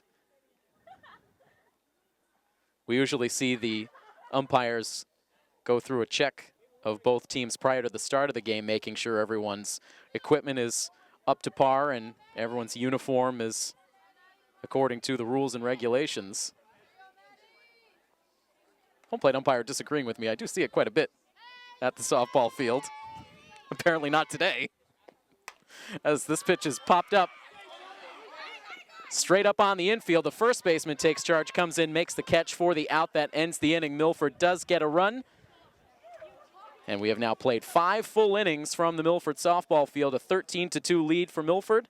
Coverage of Scarlet Hawks athletics here on Milford TV. Welcome back to the Milford softball field. It has been a good day to be a fan of the Lady Scarlet Hawks. Another terrific offensive output, 13 runs so far in the game, 13 runs on 13 hits, so very economical. 2 runs on the scoreboard for St. Peter Marian on 7 hits. They've had some opportunities. They haven't quite been able to maximize those chances. As we play on now to the top of the 6th inning. And a good live fastball that time from Atherton, swung on and missed. Mia Cariglia, the shortstop, whose name has been giving me fits all day. She sends this ball to the opposite field, hit well but foul.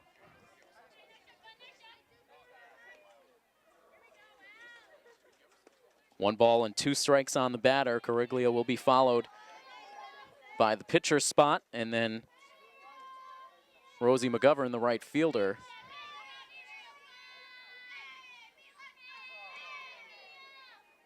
Allie Atherton still in this game. Her pitch is sent on the ground to the right side. A brief bobble by Pierre Gustavo. She cannot recover.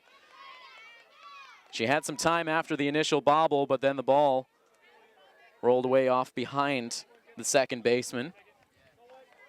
So that'll go as the first Milford error of the day. An E4 as Cariglia reaches. The leadoff runner aboard now for... And it looks like Emily Powers will take the at-bat. Emily Powers did remain in the game, so she retains her original spot in the lineup, now the left fielder.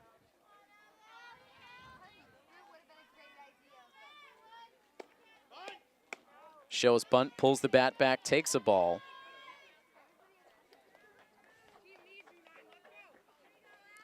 Emily Powers pitching the first 3 1/3 innings, allowing 12 runs on 10 hits. Not all of those runs earned, as there were 3 errors in the field behind her. That time the bat pulled back from the bunt attempt, but the pitch a called strike on the outside edge. 1-2 the count. No outs and the runner at first. Here's the pitch. It's swung on and missed.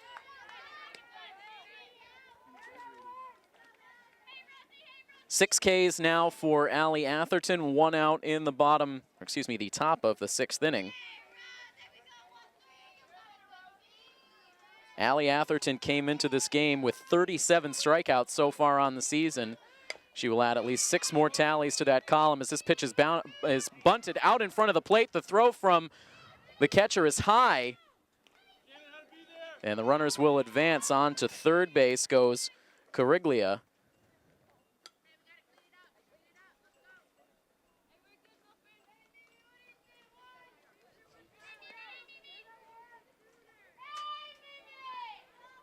So it is Emily Hartman who has taken over behind the plate, replacing Meg Jakes. Her throw down to first base on the bunt attempt was wild. So 2 errors now for Milford in the inning.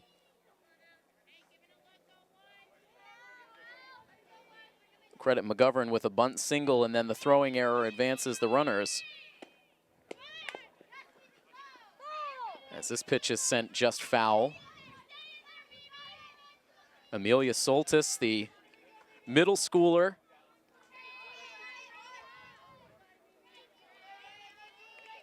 St. Peter Marian is a junior and senior high school, so 7th and 8th grade must be included.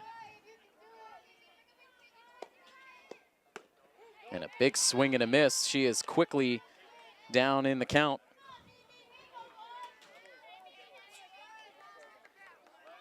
It's certainly beneficial for the middle school age students, the junior high students, to get the athletic experience early. Here's the 0-2 pitch. It's up high.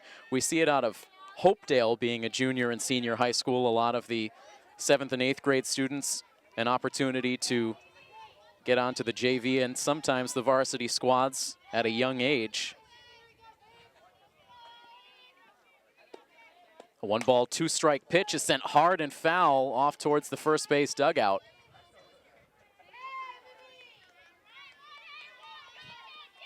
One ball and 2 strikes on Soltis. She's taking her second at bat. She struck out with runners at second and third and 2 outs back in the 4th inning. Batting with runners at second and third and 1 down here in the 5th. Here's the pitch, fought off foul and out of play.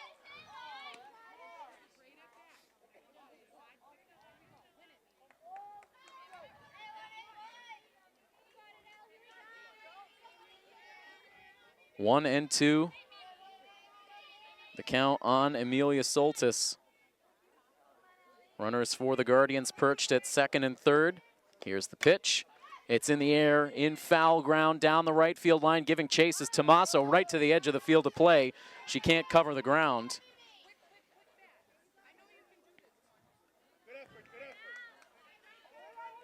Probably in Milford's best interest that that ball landed foul, with the amount of ground that Tomaso had to cover, and with her back to the plate, that likely would have pushed a run across the plate. Instead, it remains a 1-2 count. Atherton's next pitch, that's on the outside edge for a called strike 3. Soltis couldn't pull the trigger. It's her second strikeout.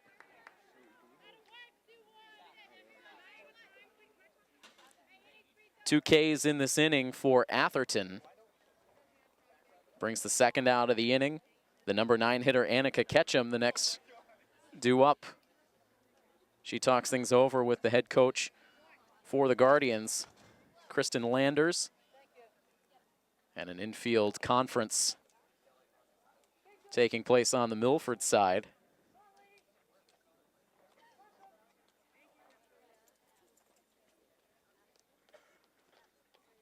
(13-2) the score here in the top of the 6th inning.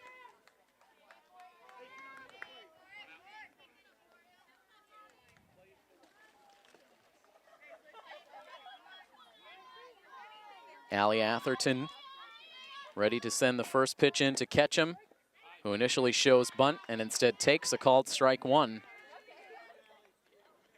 Atherton working to a new battery mate in this inning as the freshman Emily Hartman has replaced Meg Jakes behind home plate. Here's the 0-1, a swing and a miss. Good life on those last 2 pitches for Atherton, who is now looking to strike out the side in the inning. Pinwheels that right arm a couple of times as she travels off behind the circle. Now back onto the pitching rubber. No balls, 2 strikes with 2 outs. Here's the pitch. It's up high. She could not get Ketchum to chase.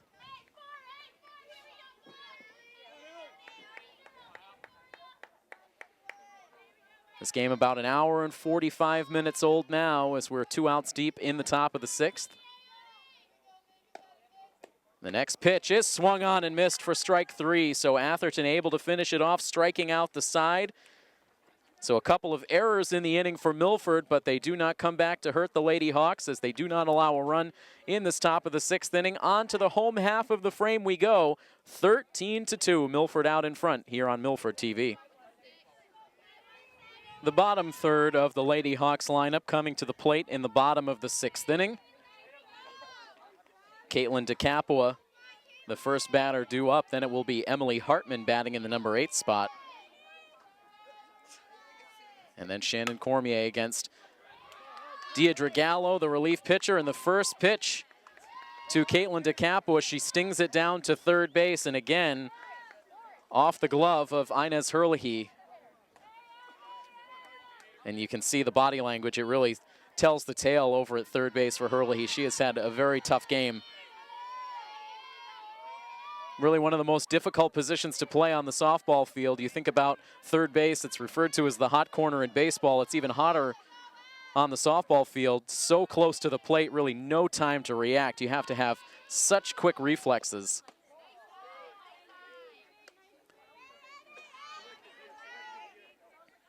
So the E5 puts DeCapua aboard to open the bottom of the sixth. Now here's Hartman getting her first at bat of the day. She's ahead 2-0. Now floats this pitch foul. Makes its way just inside the third base dugout doorway.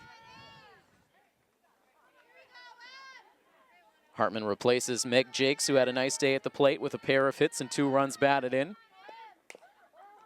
And a golf shot foul now testing the third base dugout. And from 2-0, the count now even at 2 balls and 2 strikes.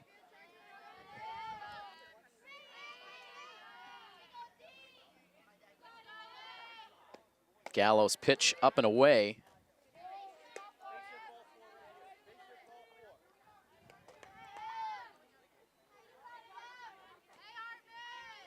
This is the 6th game in which Emily Hartman has appeared on the season.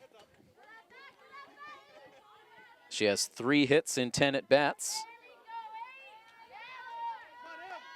She's driven in a single run on the season. Battling now with a full count of 3 balls and 2 strikes.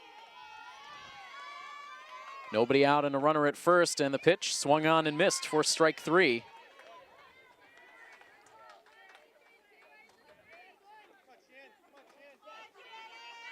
One down now for Shannon Cormier. She lines the first pitch to the backstop for the first pitch strike.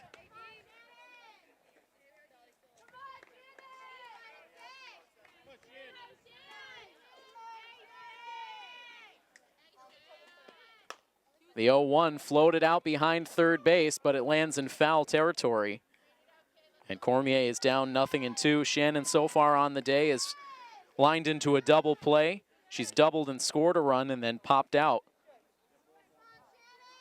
She took 2 at-bats in that bottom of the 4th inning that saw Milford score 7 times. Takes a pitch well outside here. Could hear the grunt from Deidre Gallo in the circle trying to put a little extra on that pitch but couldn't locate it. And now the 1-2 misses away as well. 2 balls and 2 strikes, 1 out. DeCapua remains at first. And the pitch is hit out to shortstop. The catch is made by Coriglia. DeCapua scampers back to the first base bag.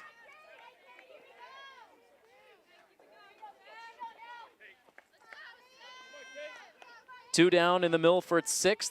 Yet another at bat for Kate Irwin.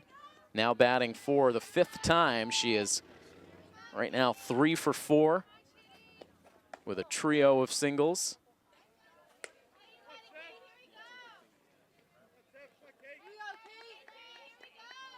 Starts off ahead in the count 1-0. And a swing and a miss. Evens the count at 1.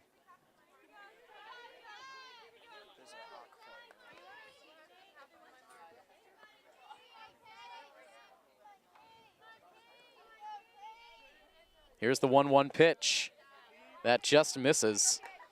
Jordan Carness, the St. Peter Marian catcher, holding that one there for just an extra second, trying to induce the strike call. Irwin ahead in the count. Here's the next pitch. She lifts it in the air, out to shortstop. And in her tracks, Coriglia is able to make the catch.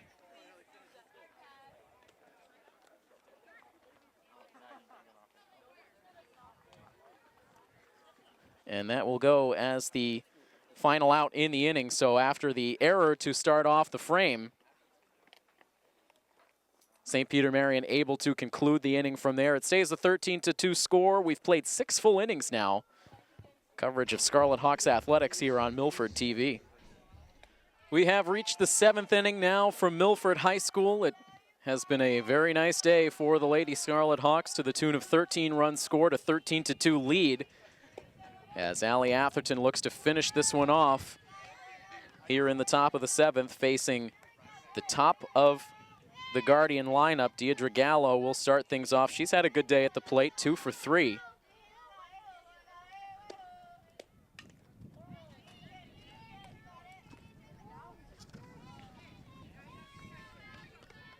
Starts off sending a pitch softly foul off towards the backstop.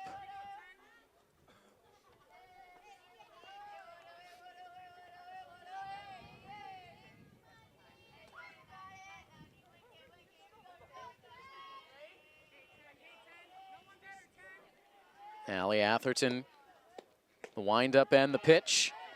That ends up going as a very quick 3-pitch strikeout.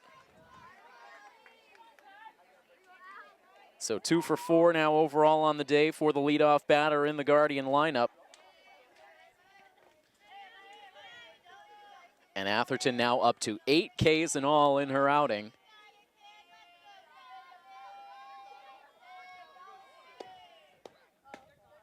Now deals in ball 1 to Inez Herlihy. She's reached base twice today. She walked in the 3rd inning, reached on an infield single in the 5th.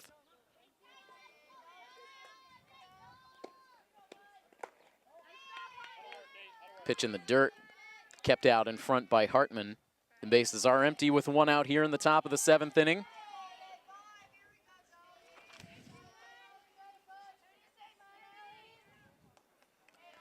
Milford coming into the contest with a record of 8-1. With St. Peter Marian coming in at the 500 mark at 4-4. And it's ended up being a tour of the Hockomock League for St. Peter Marian over the last couple of days. They had to face Kaylee McGain and the King Philip Lady Warriors yesterday. As that pitch is in for a called strike.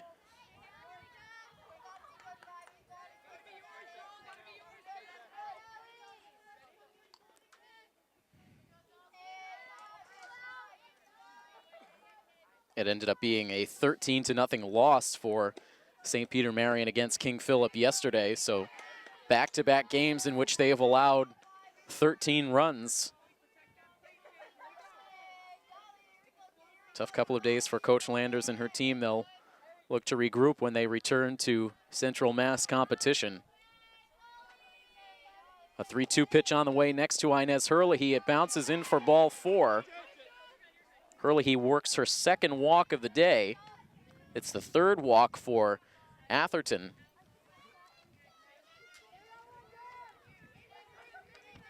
So a 1-out base runner now for Meg Morin, the number 3 batter who drove in a run on an infield single back in the 3rd inning. She's 1 for 3 overall. Takes the first pitch for a called strike 1.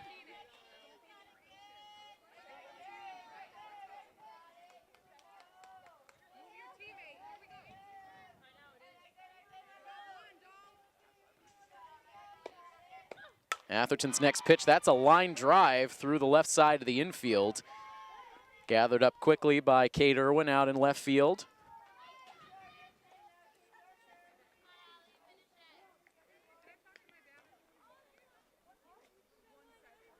St. Peter Marian really grinding out at bats all day long. They've made life difficult at times against Atherton and continuing to play hard right through the end of this game despite the lopsided scoreboard. Herlihy with the 1-out walk. Now the single from Morin puts runners at 1st and 2nd base. And now Jordan Carness steps in on the right side. She has a single and 3 trips to the plate.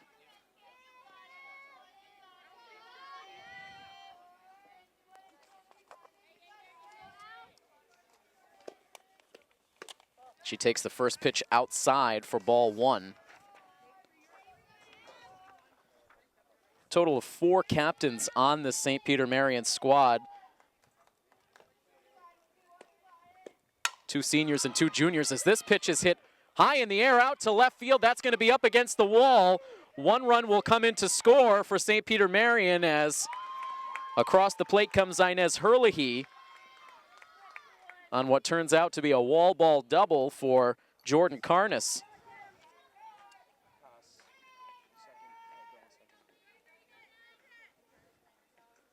So one run in as Herlihy scores. Meg Morin moves from first to third on that double for Karnas. So again, St. Peter Marian continuing to have a good at bat, have a good approach against Allie Atherton here in the 7th inning. They scratch a run across, 2 more in scoring position now for the shortstop, Mia Cariglia. And she takes a pitch high for ball 1. So more pitches to be thrown here for Allie Atherton, who no doubt was hopeful for a quick 1-2-3 end of this game, but St. Peter Marian with other ideas.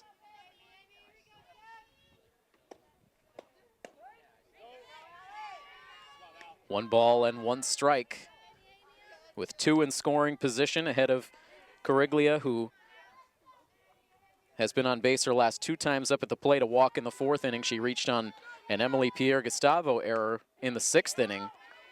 Takes a healthy cut at that pitch from Atherton to go down in the count 1-2.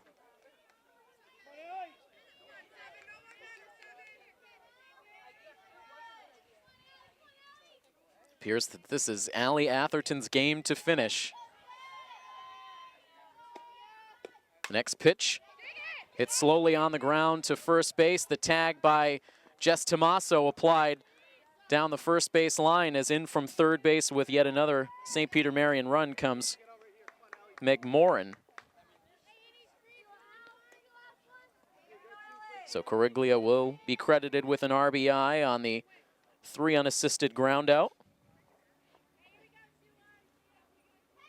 Jordan Karnas advances to third base with now 2 down. The Guardians cutting Milford's lead to 9 runs now with 2 outs in the 7th.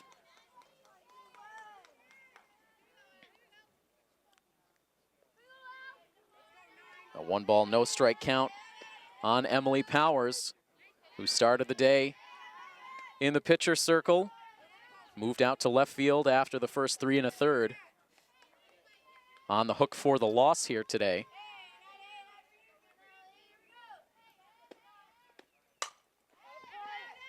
Hits that pitch well, but foul up over the first base dugout. And it's a 1 ball, 2 strike count with 2 outs and a runner at third base. Atherton looking to finish off what would be the 9th victory of the season for the Scarlet Hawks. In first place position in the Davenport standings, here is the pitch, and it's a chopper right back to Atherton. She fields and throws to first base for the final out of the inning and the final out of the ball game. A couple of runs pushed across in this top of the 7th for St. Peter Marian, but not enough on what was a terrific offensive day yet again for the Lady Hawks. They scored 13 times in all, and they win this game by a final score of 13-4. So the Scarlet Hawks do indeed improve to 9-1 overall on the season. And the loss for St. Peter Marian drops them under the 500 mark. They are now 4-5 overall on the season. The victory goes to Allie Atherton, and the loss goes to the starting pitcher for the Guardians, Emily Powers. So a good day for Milford as they continue their march toward what they hope to be a long postseason run, but still plenty of games left to go on their regular season schedule. A lot of those games coming up on the road. There has been a lot of home games for the Lady Hawks in the early days of the season, but they will continue on next week with some more exciting games. They do face a very tough test coming up on May 4th. That's our next softball coverage, as the Lady Hawks will take on the undefeated Taunton Lady Tigers in a Hockomock League crossover matchup. That should be a fun one. Again, we will be here for coverage, which means you can expect that game on the Milford TV educational channel and on YouTube. But that will wrap up our coverage here this afternoon. A big thank you to all of our crew on hand for the game, our director Tim Raciti, our camera operators Rob O'Keefe and Malcolm Zale, and I am Tim Coette. Your final score again, one final time, 13-4. Milford wins it over St. Peter Marian. This has been a presentation of Milford High School Athletics here on Milford TV. So long, everybody.